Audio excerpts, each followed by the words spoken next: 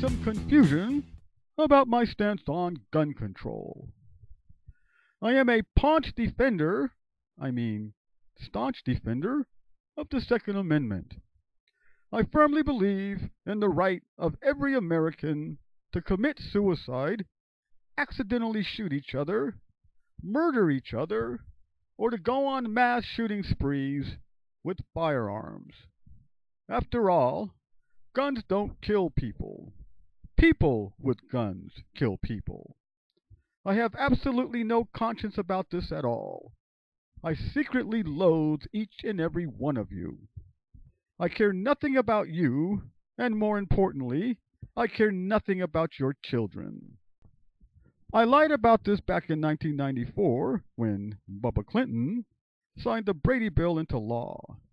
And even though there have been approximately 355,894 gun-related deaths between 1994 and 2010, I am more entrenched in my delusions now, thanks in part to OxyContin, than I was in 1994.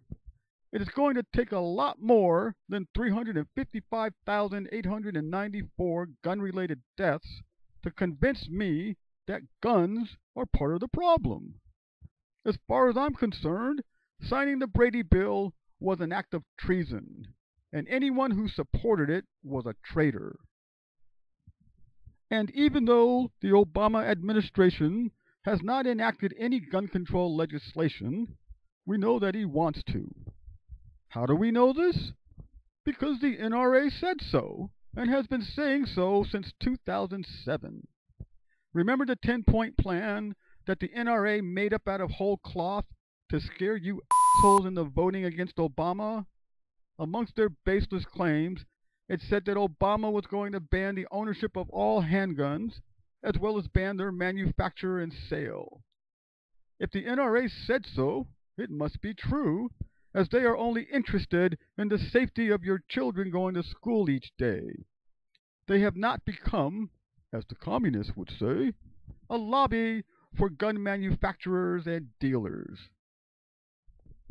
The only thing proven true in the NRA's propaganda is that Obama wants to make the expired federal assault weapons ban permanent. Folks, this confirms what we already knew from the paranoid voices screaming in our heads, and it is treason. Any attempt to enact gun control legislation is a treasonous act. I feel corpulent about this. My views have remained consistent. If any Democrat tries to enact any gun control legislation, they should be tried for treason. If any Republican tries to enact any gun control legislation, they should be tried for treason. What? My producer, Mortimer Snerd, tells me that a Republican enacted the Mulford Act in California. It essentially banned Californians from openly carrying loaded weapons in public. Snerd tells me that a Republican also supported the Brady Bill, which banned the sale of semi-automatic weapons. He says this Republican even went so far as to say, "I do believe that an AK-47 is not a sporting weapon nor needed for home defense." This after Patrick Purdy murdered 5 school children and wounded 30 others. Snerd also tells me that a Republican signed the Firearms Owner Protection Act, which bans civilians from owning fully automatic weapons manufactured after 1986. And this law is still on the books. Folks, if this is true, then this was a Republican in name only, and he should have been tried for treason. What in the world? Snerd is making the claim that the aforementioned acts of treason were committed by Ronald Reagan. Snerd, you are both a liar and a communist.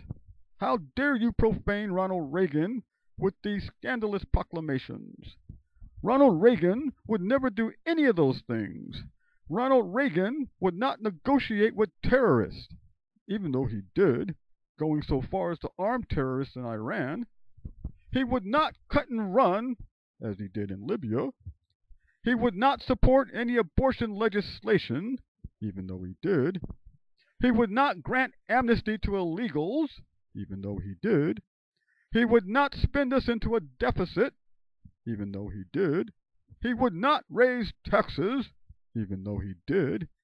And he would not compromise with Democrats, even though he did. So I find it hard to swallow that Ronald Reagan would be responsible for signing any gun control legislation, even though he did. If Ronald Reagan did all those things that are alleged, he would not even make it through the Republican Party primary, as Mike Huckabee once said. What you need to understand about Ronald Reagan is that there is Ronald Reagan, the man, and then there is Ronald Reagan, the idealized myth that exists in the delusional minds of regressives disconnected from reality and suffering from cognitive dissonance. I hope I've cleared up some of the confusion.